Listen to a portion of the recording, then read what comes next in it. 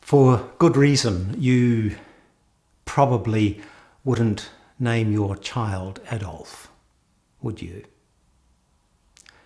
And you probably wouldn't choose Judas either. It's understandable, given that Adolf lost favour following the Second World War. And Judas is forever linked with acts of betrayal and deception. Betrayal is a distressing experience. It is a violation of trust. It can destroy relationships and leave deep emotional scars. Its causes are complex, and so too its repercussions. The biblical character, Judas Iscariot, embodies the epitome of faithlessness. His moment of notoriety came one night in Jerusalem on the Mount of Olives. Judas arrived in company with a crowd of supporters, much as you would expect from a coward or a bully. They came with swords and clubs to capture the teacher, Yeshua, whom Judas identified to the mob with a normal greeting for a friend, a kiss on the cheek. The power of betrayal lies in this. We expect our enemies to pursue us and to wish us harm, but not our friends. Judas and the others, they came at night and took the Galilean and placed him before a court with their ambiguous accusations, their half-truth, their untruth, their innuendo. They demanded that a penalty must be paid for a trumped-up crime. And this all began with a friendship betrayed by a kiss on the cheek. The name Judas will forever be associated with betrayal. And again, betrayal is a violation of trust. It involves lying, cheating, broken promises, and disclosing personal information only a friend would know. And yet, it is in our nature to betray a friend when it becomes convenient, because we tend to prioritize our own needs and desires. Our inherent competitiveness leads to envy and jealousy, placing stress on relationships.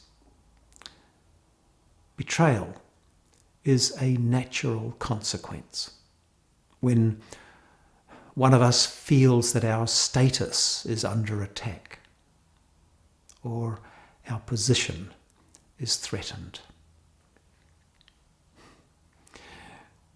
Judas was just one of us.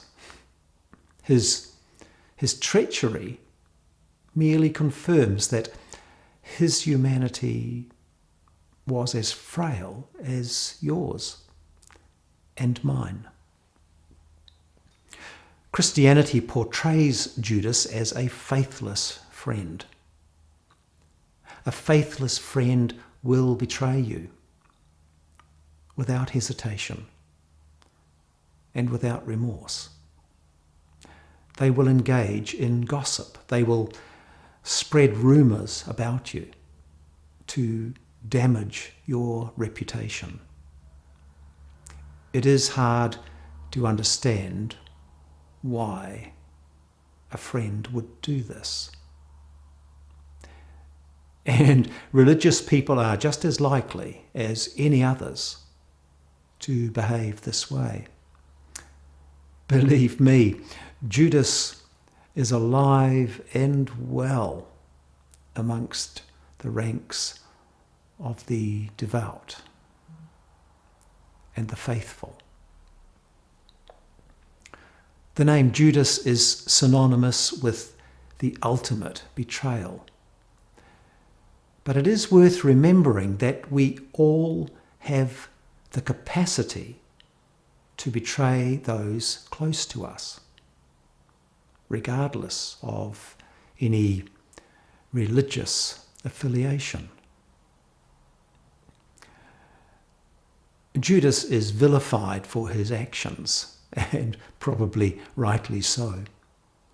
Yet, through his story, we may gain a deeper understanding of our common humanity and the intricacies of morality and ethics. Reasoned religion allows that everyone, and I mean everyone, is flawed. Judas acted improperly. He was faithless. We can learn from his story and work toward a more just and compassionate world by holding ourselves accountable for our own actions and approaching others with honesty and empathy, committing to becoming more loyal and more trustworthy along the way, and expecting the same from everyone else. It is easy to point an accusing finger and assign blame. But the story of Judas reminds us that every action we take has consequences, both for ourselves and for those around us.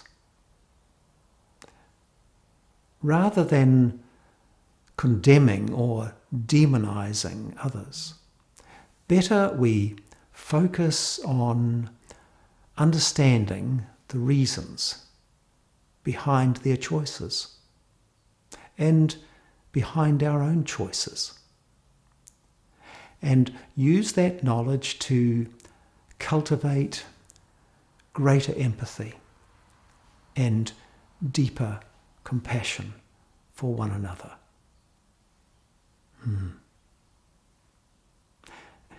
And if you are looking for a name for your child, maybe steer clear of Judas. I am Roger James.